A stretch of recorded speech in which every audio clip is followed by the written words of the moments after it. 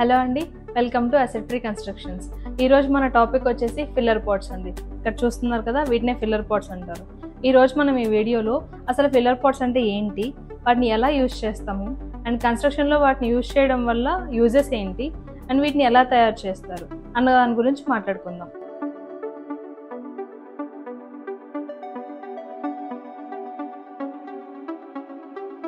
అసలు ఈ filler pots అంటే ఏంటి? న్యాచురల్ క్లేతో తయారు చేయబడిన వాటిని ఈ పాట్స్ ఫార్మేషన్లో దీన్ని ఫిల్లర్ పాట్స్ అంటాము. అండ్ దీన్ని కన్స్ట్రక్షన్లో ఎక్కడ యూజ్ చేస్తాము? మోస్ట్లీ మనం ఈకో ఫ్రెండ్లీ అండ్ సస్టైనబుల్ హౌసెస్లో వీటిని యూజ్ చేస్తాము. ఎందుకు అంటే ఈకో ఫ్రెండ్లీ హౌసెస్లో ఎప్పుడు కూడా న్యాచురల్గా ఉన్న మెటీరియల్స్తోనే కన్స్ట్రక్షన్ చేస్తాము.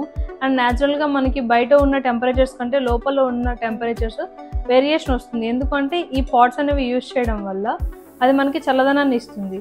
సో దానికోసం వీటిని మనం కన్స్ట్రక్షన్లో యూజ్ చేసుకుంటాం.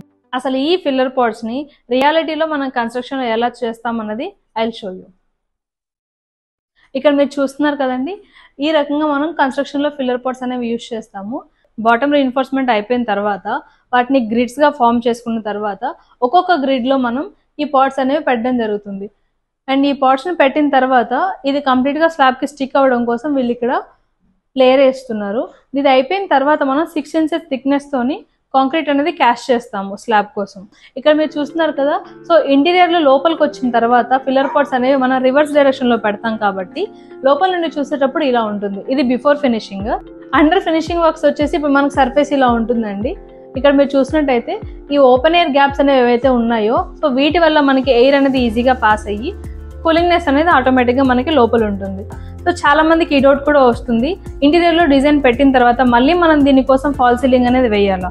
అవసరం లేదు. ఎందుకు అంటే ఈ పాట్స్ మీరు ఇక్కడ చూసినట్టయితే ఈ డైరెక్షన్లో మనం పైన పెడతాం కాబట్టి సో ఇదే మనకి ఒక డిజైన్ లాగా కనిపిస్తుంది లోపల నుండి చూసినప్పుడు. అండ్ ఇన్ఫ్యాక్ట్ మీరు డెకరేషన్ పర్పస్ కోసం యూజ్ చేసుకోవాలన్నా వీటిలోనే లైట్ అనేది నార్మల్గా డెకరేటివ్ లైట్స్ కూడా వేసుకొని దీన్ని యూజ్ చేసుకోవచ్చు. మోస్ట్లీ ఇది మనకు మీరు ఇక్కడ చూసినట్టయితే చాలా హార్డ్గా అండ్ బోల్డ్గా వస్తుంది. సో దీని థిక్నెస్లో మనం కన్స్ట్రక్షన్లో యూజ్ చేయడం వల్ల ఎలాంటి బ్రేకేజెస్ ఉండదు, ఎలాంటి డిసడ్వాంటేజెస్ కూడా ఉండవు. అండ్ నేను మీకు ఇప్పుడు చూపిస్తాను, ఒకవేళ దీని మీద లోడ్ పడినా కూడా ఇది ఎంతవరకు తట్టుకోగలుగుతుంది అనేసి.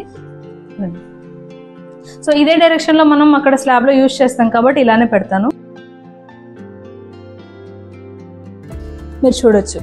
సో ఇలా నించున్నా కూడా ఇంత లోడ్ పడినా కూడా ఇది బ్రేక్ అయ్యే ఛాన్సెస్ ఏది ఉండదు. So this is the better for eco friendly and sustainable houses. మీరు కూడా ఇలానే ఆన్ టైమ్ అండ్ ఆన్ బడ్జెట్లో ఇలాంటి సస్టైనబుల్ అండ్ ఈకో ఫ్రెండ్లీ హౌసెస్ని కన్స్ట్రక్షన్ చేయించుకోవాలనుకుంటే వెంటనే కాంటాక్ట్ అవ్వండి.